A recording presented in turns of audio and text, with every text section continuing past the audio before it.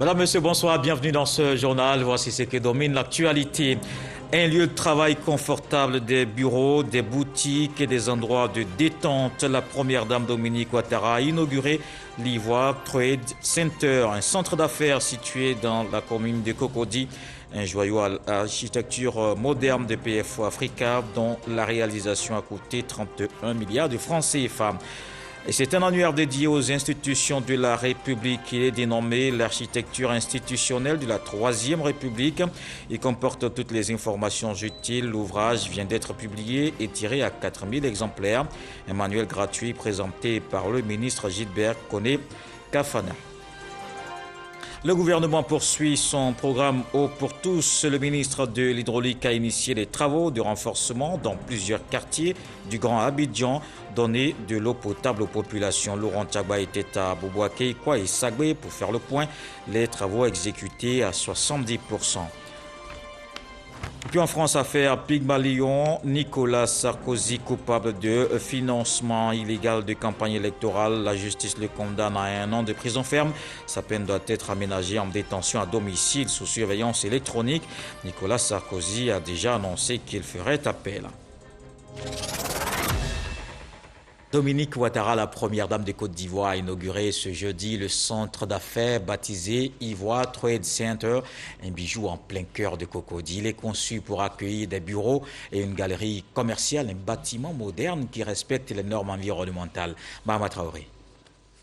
Ivoire Trade Center, c'est l'édifice inauguré ce jeudi par la première dame Dominique Ouattara. Jusqu'en 2019, c'était encore un bâtiment inachevé, considéré comme la fausse note du paysage chic et moderne de la commune de Cocody, surtout qu'il est situé en plein cœur de cette cité résidentielle, à proximité du Sofitel Hôtel Ivoire. Les travaux de rénovation entrepris par le groupe PFO Africa ont transformé le chantier en un centre d'affaires de dernière génération, venu renforcer l'attractivité de Cocody. Être dans un espace comme ça, vous conviendrez avec moi que ça fait plaisir de travailler et le rendement sera, je pense, doublé. Et tout ça se passe dans la commune d'excellence, la commune où il fait bon vivre, la commune de Cocody. Ivoire Trade Center, c'est 13 000 mètres carrés de bureaux repartis sur les 4 tours cubiques qui composent l'édifice. C'est aussi une galerie commerciale de 4 000 mètres carrés composée de boutiques, de restaurants et d'espaces de détente. Dans ce lieu de vie, la préservation de l'environnement n'a pas échappé aux architectes. L'Ivoire Trade Center a été conçu pour limiter son empreinte carbone, ce qui a aussi pour conséquence la réduction des coûts de fonctionnement pour ses locataires. Cette vision lui a valu d'être le premier centre d'affaires ouest-africain à obtenir la certification Edge Building délivrée par la Banque mondiale. Aujourd'hui, l'ITC, avec un taux de commercialisation de 90%, accueille plusieurs entreprises locales et internationales, leaders sur leur marché, et 13 boutiques permanentes avec de magnifiques enseignes de proximité et une nouvelle génération de marques dynamiques. Pour réaliser cet ouvrage, PFO Africa a dû mobiliser un investissement de 31 milliards de francs CFA.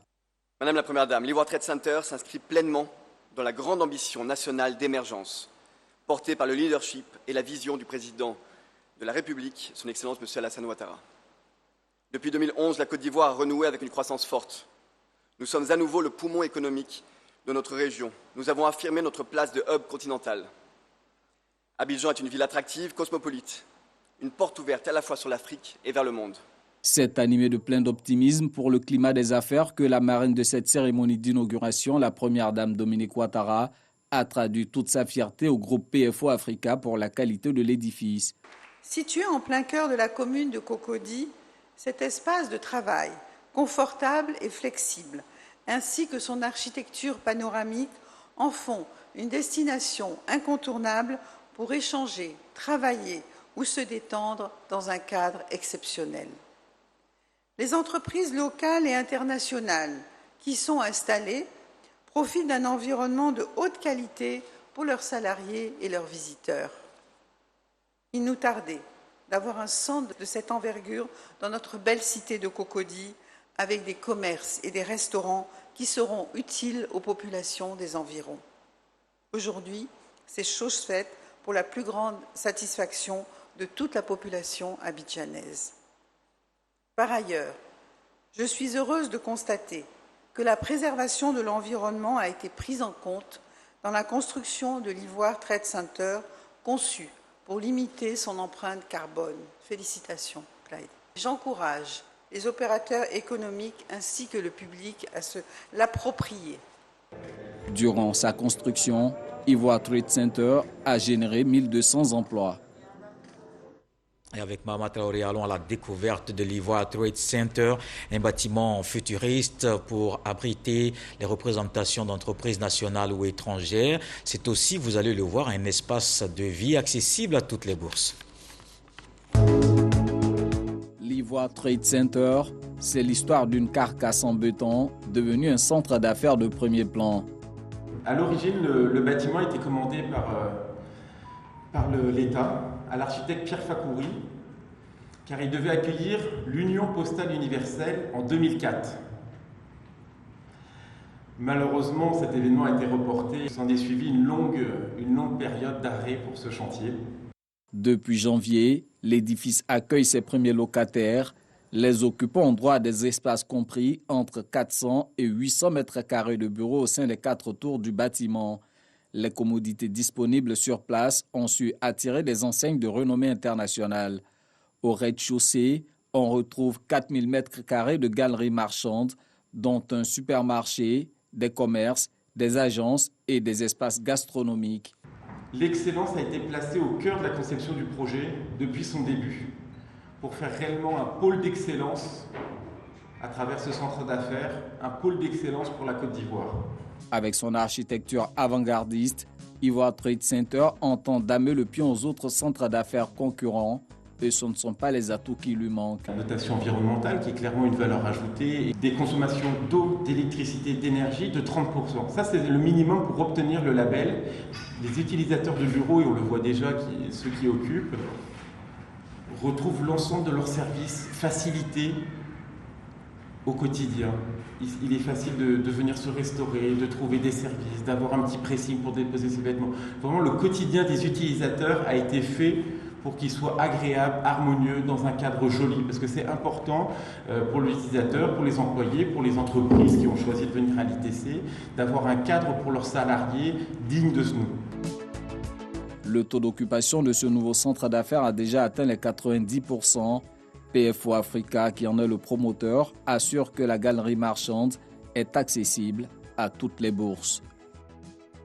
Et hors du pays, le Premier ministre à Abu Dhabi, où s'ouvre demain vendredi la 14e édition de la World Policy Conference. Patrick Achi va participer aux travaux en présence de plusieurs chefs d'État et de gouvernement. Ce rendez-vous de haut niveau va plancher sur les perspectives politiques et économiques après la Covid-19.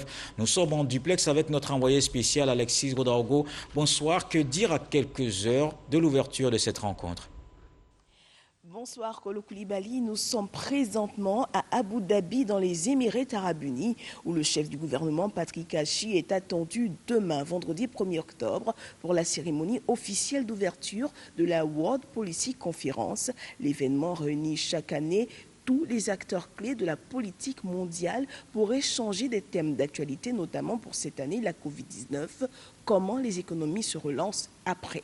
Patrick Achi prendra part à la cérémonie d'ouverture, je l'ai dit, puis à plusieurs panels. Il accordera aussi des audiences, notamment à ces grands groupes qui prennent part à la rencontre, occasion de mieux vendre la destination Côte d'Ivoire. Et je rappelle que le chef du gouvernement recevait à Abidjan le 10 septembre dernier le consul honoraire d'Abu Dhabi. Objectif, renforcer la coopération économique et politique avec la cité. Alexis Ouedraogo, envoyé spécial à Abu Dhabi aux Émirats Arabes Unis. Désormais un annuaire dédié aux institutions de la République. Il est dénommé l'architecture institutionnelle de la Troisième République. Il comporte toutes les informations utiles. Un manuel gratuit et accessible à tous, officiellement présenté par le ministre auprès du président de la République chargé des relations avec les institutions, Gilbert Koné Kafana. Plusieurs membres du gouvernement, des ONG et organisations de la société civile ont pris part à la rencontre qu'on voit avec Laure Goretti. Un ouvrage sur les institutions de la République, dénommé Architecture institutionnelle de la Troisième République de la Côte d'Ivoire. Ce manuel comporte la liste des institutions, leurs missions, adresses et positions géographiques. Il a été présenté officiellement et remis à des présidents d'institutions, des ministres, des responsables d'ONG et à la société civile.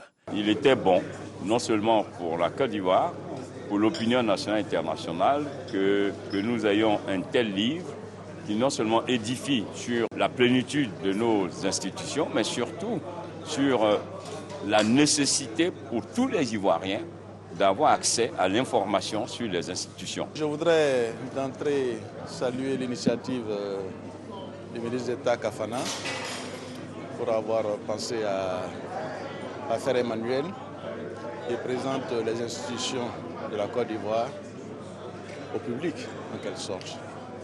C'est vrai que ces institutions sont souvent mal connues et il était important qu'à travers un livre qui est de lecture aisée, expliquer dans le détail le rôle de chaque institution. Et nous ne pouvons que saluer une telle initiative. C'est un ouvrage de 215 pages, fruit d'un travail avec l'ensemble des institutions du pays. Nous avons pour mission de faire mieux connaître les institutions de la République au grand public, à tous les Ivoiriens. Il était nécessaire d'éditer un document qui soit mis à la portée des Ivoiriens, au-delà des Ivoiriens, de tous ceux qui s'intéressent à la Côte d'Ivoire, pour que l'architecture institutionnelle soit connue, et surtout aux étudiants. La première édition de ce manuel dédié aux institutions est tirée à 4000 exemplaires et accessible à tous. Le manuel est gratuit et sera bientôt disponible dans les bibliothèques communales, scolaires et estudiantines de la Côte d'Ivoire. C'est un reportage de Laure Goretti et Abou Sanogo. En économie, la société ivoirienne de raffinage et Puma Énergie signe une convention. La CIE pourra accroître ses productions et son stock, une collaboration que salue le ministre du Pétrole, Ahmed Traoré, Walter Amadou Ouattara. L'entreprise publique pétrolière Puma Énergie et la société ivoirienne de raffinage CIR ont signé une convention portant sur l'acquisition de dépôts et acquis. Le plan stratégique, le dépôt acquis, offre à la CIR un accès rapide à une capacité supplémentaire de stockage de produits d'environ 150 000 m3. Quant au quai Puma, il représente un levier logistique important qui offre à la raffinerie une flexibilité d'accès au canal pour les opérations d'exportation et d'importation. L'intégration dans le dispositif actuel de la CIR de ce bel outil, principalement composé de 22 bacs de stockage de carburant, ainsi que d'un quai pétrolier, constituera une réelle amélioration pour l'efficacité de l'exploitation des produits pétroliers en Côte d'Ivoire. Selon Thomas Camara, ministre des Mines, du Pétrole et de l'Énergie, la signature de cette convention vient à point nommé.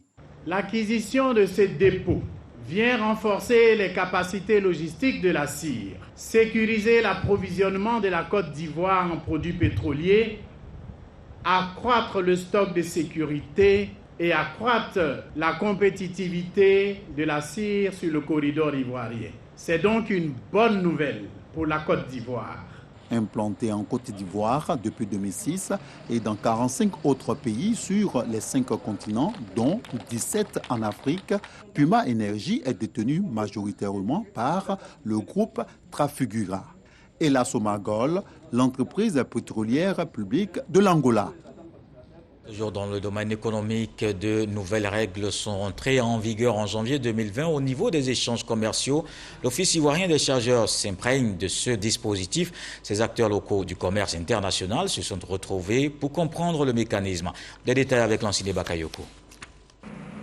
On appelle incoterms les règles d'usage qui définissent de manière codifiée les conditions de livraison des marchandises dans le cadre d'un contrat de vente international. Ajustées chaque 10 ans pour mieux refléter l'évolution des pratiques du commerce international, ces règles ont été révisées en 2020. Instrument essentiel de facilitation du commerce international, les incoterms situent les responsabilités du vendeur et de l'acheteur dans les domaines suivants: le chargement, le transport, la livraison des marchandises, ainsi que les formalités et charges d'assurance liées à ces opérations. Il importe donc pour l'ensemble de la chaîne logistique d'avoir une claire idée des inflexions commerciales nouvelles prises en compte afin de mener avec plus d'efficacité les opérations d'approvisionnement tout en améliorant la compétitivité des acteurs, notamment les importateurs, les exportateurs et même les douanes. En matière de douane, quand on fait une déclaration, la valeur est un élément important. Or, les incoterms touchent à la valeur. Si c'est mal fait, ça peut entraîner des sanctions pour les opérateurs qui ont mal fait cette évaluation. Connaître les innovations pour faire de meilleurs choix de contrats, minimiser les risques de litiges commerciaux, une nécessité pour les opérateurs économiques, mais aussi une opportunité pour le gouvernement qui veut augmenter le niveau des échanges avec le monde. Il est important que le secteur privé puisse mener ces sessions-là qui sont profitables, qui donnent en fait les instruments et les outils aux opérateurs économiques ivoiriens de pouvoir compétir à l'international et de pouvoir mieux vendre leurs produits à l'international et ne pas se faire avoir avec souvent des conditionnalités qui souvent sont écrites juste au bas des documents, mais tout se retrouve en fait dans ces détails-là. Et donc, lorsque vous n'êtes pas vigilant, après, vous constatez que vous avez été engueulé, grugé. La réforme de 2020 comporte 11 incoterms, des incoterms standards liés au transport ordinaire et les incoterms pour le fret maritime et la navigation intérieure. Et au niveau intérieur, il y a cette politique du gouvernement de l'eau dans les robinets de plusieurs quartiers défavorisés d'Abidjan. Les travaux en cours sont à 70% d'exécution. Le ministre de l'Hydraulique poursuit sa tournée dans le cadre du programme Eau pour tous dans le Grand Abidjan. Laurent Tagba était à Boboaké, Kwaïsagbe. Il apprécie l'impact de toutes ces actions sur les populations cibles. Un reportage de Clarisse Kanyala et Jeanne Toubé. Il y a plus d'un an que des travaux de pose d'ouvrages de desserte en eau potable ont été effectués dans le quartier Akeikwa et Sagbe-Marlé, dans la commune d'Abobo. Un renforcement de l'accès à l'eau potable dans cette commune dans le cadre du programme Eau pour tous. L'impact sur la population en termes d'approvisionnement est-il à la mesure de leurs attentes? Le ministre de l'Hydraulique, à la faveur de sa visite dans ce quartier et des échanges avec les bénéficiaires, a trouvé réponse à la question. À Bobo, à Keikwa, à Sagbe, le problème de l'eau potable est réglé. Je suis heureux, je suis satisfait. Le président dit qu'on ne doit pas laisser une seule personne de côté en matière de distribution d'eau potable. Qui aujourd'hui plus heureux que les ménages vivant à Keikwa ou à Bobo Sagbe-Marlé? Fini les bagarres autour des bonnes fontaines publiques. Fini aussi le supplice des files d'attente interminables pour se procurer de l'eau potable chez le vendeur du quartier. Chaque ménage peut se procurer aujourd'hui un compteur moyennant 10 000 francs CFA dans le cadre du branchement social. Les souscripteurs se bousculent. Ils savent tous les bénéfices qu'ils en tirent. On souffre plus. Nous sommes très contents. On ne va plus faire le rang, on ne va pas dormir tardivement. Tout va bien, tout va bien. Souvent, on paye l'eau, 5 000 francs chaque 3 jours. Vraiment, nous disons merci au président de la République et à monsieur le ministre. Bravo! À Keikwa et à Bobo Sagbe-Marlé ont bénéficié de plus de 128 000 mètres linéaires de réseau. 21 000 branchements y ont été posés. Un gros effort de l'État qui participe de l'amélioration du bien-être des populations et de la lutte contre la fraude sur l'eau. La fraude sur l'eau dans cette partie de la commune d'Abobo est un business bien juteux. Et vous l'avez certainement remarqué, une vidéo sur la toile incrimine le CHU d'Angré, accusé d'avoir été responsable de la mort d'une patiente faute d'assistance. Le ministre de la Santé s'est rendu sur place pour comprendre. Pierre Dimba exprime d'abord sa compassion à la famille de la victime et exhorte surtout les agents au travail bien fait. Théodore Zozo, Franck Wadio.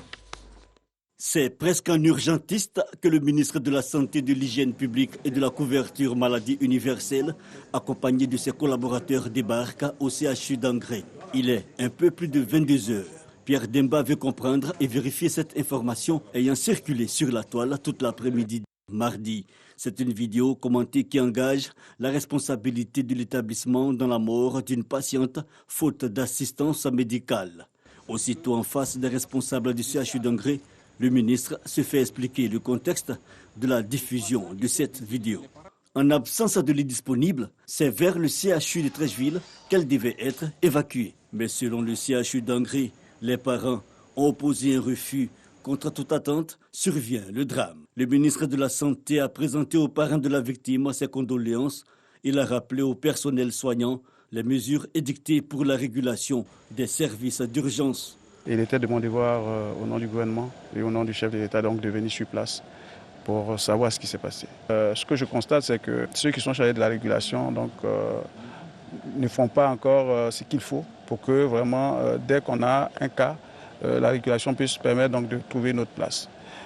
Nous allons également continuer la sensibilisation au niveau donc, des patients pour que les professionnels qui les orientent en fonction donc, de leur pathologie ou de leur maladie puissent vraiment obéir à ces personnes-là. Le ministre de la Santé, de l'Hygiène publique et de la couverture maladie universelle relève que le gouvernement œuvre pour que ce qui vient de se passer au CHU d'Angré ne se reproduise plus en Côte d'Ivoire. Et disons aussi non à la propagation de la Covid-19 en Côte d'Ivoire. Continuons donc de respecter les mesures barrières. On fait le point de ce jeudi.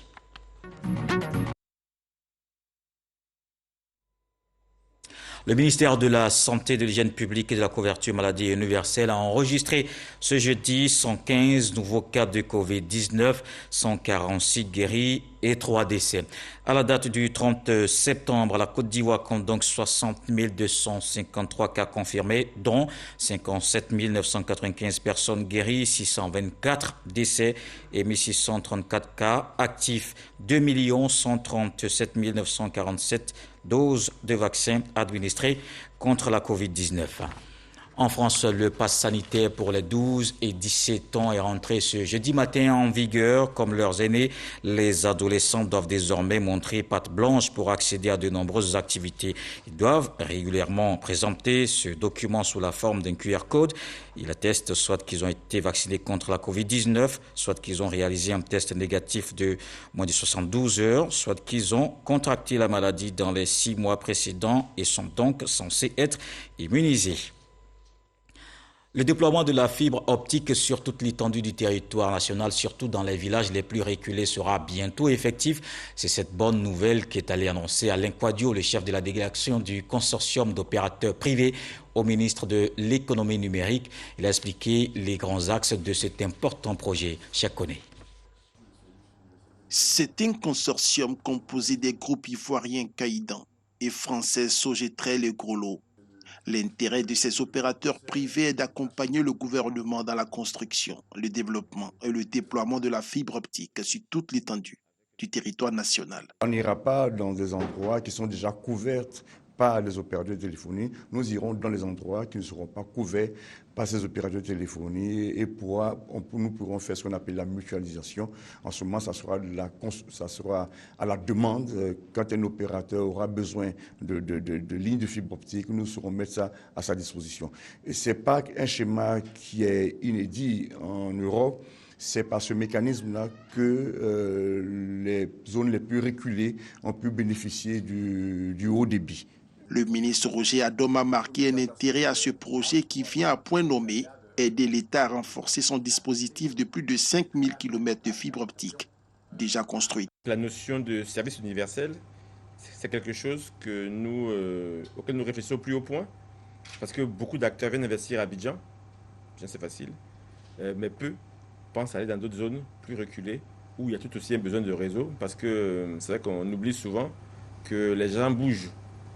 Donc on est chez soi, on a tout le réseau, bureau, et puis après, quand on va dans d'autres endroits, on n'a pas ce qu'il faut. Le premier data center du consortium sera installé en Côte d'Ivoire dans le courant du mois d'octobre 2021. Et la ministre Amédée Kouakou et Touré Nasseneba ont rencontré les femmes du Denguélé résidant dans le Lodibois. Dans la localité, les femmes bénéficient de plusieurs projets pour leur autonomisation. Les 2 membres du gouvernement invitent les communautés à la cohésion sociale et rigoler. Ce sont pour la plupart des femmes autonomes qui, par leur travail, contribuent à faire avancer l'économie de la région du Lodibois à travers l'agriculture, l'entrepreneuriat, le commerce. Elles sont originaires de la région du Denguélé, résidant dans le Lodibois. Pour les encourager dans cette lancée, 2 ministres de la République de Côte d'Ivoire sont allés au contact de ces femmes battantes. Amédée Kouakou, Kofi et Nasseneba Touré leur ont remis des diplômes et des appuis financiers pour développer leurs activités. Une attitude qui surprend agréablement les bénéficiaires. Prenant la parole, la ministre de la Femme et de l'Enfant a demandé de continuer ce travail. Je les félicite déjà pour le bon travail qu'elles font, parce que je peux dire qu'elles font partie des femmes autonomes de la Côte d'Ivoire, elles ont bénéficié de fonds, du FAFSI, du Fonds Femmes et Développement, et elles ont pu réaliser beaucoup de choses. Aujourd'hui, je suis venu leur passer un message encore plus fort, celui de la représentativité des femmes dans tous les secteurs, privés comme publics. En plus de leur autonomisation, ces femmes participent à renforcer la cohésion sociale dans le Lodjibois. C'est pourquoi Amédée Kouakou leur a dit sa reconnaissance. Nous avons 48% de femmes. Je pense que c'est inédit. Ici à Divo, nous avons un bel exemple. C'est pour ça que nous sommes heureux. Ces femmes-là, elles mènent des activités, mais leurs activités ne peuvent prospérer que lorsqu'il y a la paix dans notre pays. Nous les avons exhortées à travailler tous les jours pour que la paix s'améliore, parce que pour rentrer dans la vision du président, qui est donc de rendre notre pays encore plus développé, mais tout cela ne peut se faire que lorsqu'il y a la paix. Les femmes étaient donc à l'honneur ce jour dans la région du Lodjibois pour affirmer leur rôle dans le développement de cette région. L'adage dit « ce que femme veut, Dieu veut ». On change de localité, nous sommes dans l'ouest du pays. Les chefs traditionnels de Logwalé auront un cadre d'échange. Les femmes des coopératives du secteur du vivrier vont aussi disposer d'un entrepôt pour le stockage de leurs produits. Le ministre Diomandé Vagondo a procédé à la pose de la première pierre. On en parle avec notre correspondante Eve Boué. Bientôt, une maison pour les chefs traditionnels de Logwalé. Un espace qui leur permettra de se retrouver. À partir d'aujourd'hui, j'ai une assise. J'ai un appartement sur lequel je peux tenir mes réunions, je peux approcher ma population, je peux régler certains problèmes. L'édifice est offert par le ministre de l'Intérieur et de la Sécurité. La cérémonie de pose de la première pierre est une occasion pour l'ensemble des fils et filles de Logwalé de célébrer l'union et la cohésion sociale. En plus de la maison des chefs, le ministre a également offert un entrepôt de stockage de produits vivriers aux femmes. La première magistrate de Logwalé a saisi l'occasion pour exprimer la reconnaissance des populations au président de la République et au ministre Vagondo Diomandé pour toutes ces actions de développement. Il y a à peine 2 mois, il nous a envoyé des équipements pour soutenir les femmes dans leur autonomisation. Aujourd'hui, il vient lancer les travaux de construction de la maison des chefs, mais aussi la maison de l'entrepôt de stockage des produits vivriers de nos femmes que nous avons organisées en Fédération de femmes actives de Logwalé. Je suis la plus heureuse. Le ministre Vagondo Diomandé, quant à lui, n'a pas manqué de signifier qu'il agit au nom du président Alassane Ouattara pour le bonheur des populations. Faire en sorte que nos populations soient à l'aise. Faire en sorte que nos populations vivent en paix et en sécurité et qu'elles profitent des bienfaits du président de la République qui ne ménage aucun effort pour faire en sorte que la Côte d'Ivoire soit belle et qu'elle donne envie de vivre. La livraison de la maison des chefs et de l'entrepôt aura lieu en décembre 2021, selon la mairie chargée de la construction de ces 2 infrastructures. En attendant, ici à Abidjan, s'est tenue l'Assemblée générale du réseau africain des professionnels du tourisme. C'est une plateforme engagée dans le développement et le rayonnement du potentiel touristique du continent. Patricia Omouetia. Assemblée générale constitutive du réseau africain des professionnels du tourisme. Avant le déroulement des travaux, le réseau a présenté ses activités devant une assemblée venue soutenir ses actions. La création de ce réseau est de fédérer les différents protagonistes de ce secteur et les encourager à travailler en synergie pour mieux positionner le continent africain sur la carte mondiale du tourisme. L'Assemblée générale constitutive va se dérouler finalement sur 2 jours. Et les participants viennent de 19 pays, car avec toutes les réalités de chaque pays actuellement, il y a eu des personnes qui n'ont pas pu venir, mais quand même il va se tenir parce qu'on a atteint le quorum pour faire le vote. Nous allons aussi mettre en place une stratégie de travail. Nous allons nous donner aussi des moyens que nous allons rechercher plus tard, mais surtout nous voulons à travers cette Assemblée générale réunir les professionnels pour qu'ensemble nous puissions avoir un seul but, et ce but, c'est valoriser le potentiel touristique en Côte d'Ivoire. Le tourisme est le 3e pôle économique en Côte d'Ivoire et pourvoyeur d'emplois. Selon les acteurs du secteur, le réseau est perçu comme un partenaire stratégique de la relance de l'économie touristique. C'est important que la coopération sud-sud soit consolidée et le leadership du président Alassane Ouattara dans ce sens est une très bonne chose. Comme le leadership du président Ali Bongo Ndimba pour la protection de la nature et l'écotourisme, tous ces éléments vont de pair et cette complémentarité rendront davantage l'Afrique francophone plus forte. Il était important que nous puissions être ici. Nous avons besoin justement de plus en plus en Afrique qu'il y ait un réseau d'opérateurs économiques africains pour développer la destination Afrique et notamment dans le cadre des grandes compétitions internationales de sport, nous puissions donc accueillir par ce réseau l'ensemble des spectateurs, l'ensemble des acteurs de la filière sportive. Avoir un tel réseau de professionnels ne fait que faciliter notre tâche pour qu'il y ait une synergie et que nous allions vers la recherche et le renforcement d'une coopération entre les institutions que nous représentons avec les professionnels du secteur privé et secteur parapublic. Par ailleurs, au cours de cette Assemblée générale constitutive, une feuille de route a été adoptée pour la refondation du tourisme en Afrique.